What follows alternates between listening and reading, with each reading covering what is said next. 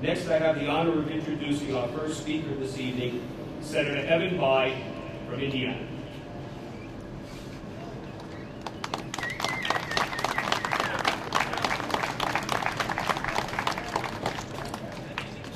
Thank you very much, ladies and gentlemen. Joe, thank you. This is not the time for a long political speech, so while my words may be brief, I hope you understand that my gratitude is not. I'm honored to be with you here today for several reasons. First, Joe, my great-grandfather on my mother's side had a great American name. His name was Thomas Jefferson Murphy. So you can imagine I'm pleased to be with the Emerald Society that had its roots in honoring those of Gaelic descent who contributed to our country. Of course, it is extended to every American who serves in the law enforcement category today, and that is appropriate, and I'm pleased to be here for that reason as well. I was first asked to be here by my dear friend, our Lake County Sheriff, Roy Dominguez. He's as fine a sheriff as we have in the United States of America, and I was pleased to see his wife, Betty, and his daughter, Maria, with him here today. Roy, I'm grateful for your public service to the people of Lake County. Gentlemen in the pipe band, I'm honored that you have been selected to be the host pipe band. I've not seen you in your kilts before. You look pretty good. So I thank you, and you're a good reflection on the citizens of Lake County and the citizens of Indiana. And most of all, of course, I was honored to be asked to be here to recognize the service of the men and women who serve our country and represent us in the field of law enforcement. To those of you who wear the uniform, let me say how grateful I am. For 8 years as my state's governor, I was privileged to have a security detail of the Indiana State Police that watched over me and my wife, sometimes in trying circumstances. I will be eternally grateful for that.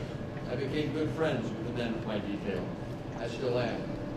Today we're watched over by the Capitol Police, several of whom gave their lives a number of years ago when a deranged gunman fired his way into the United States Capitol.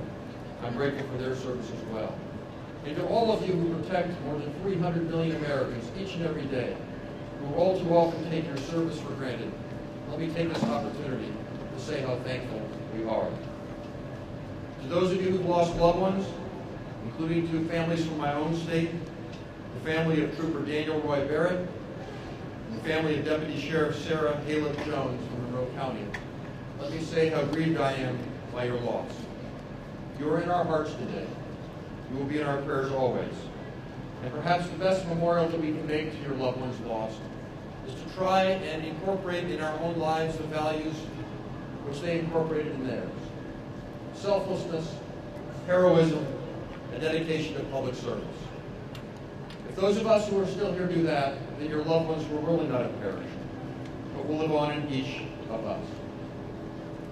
And finally, to my fellow citizens who do not serve in law enforcement but have gathered here today to honor those of you who do, let me make a request.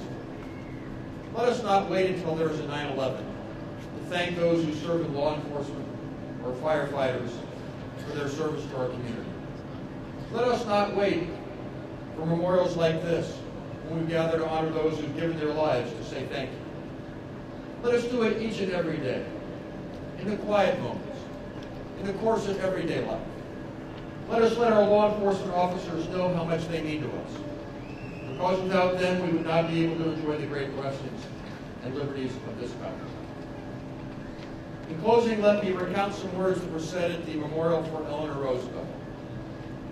When someone rose to say of her, they said she was the kind of woman who would much rather light a candle than simply curse the darkness.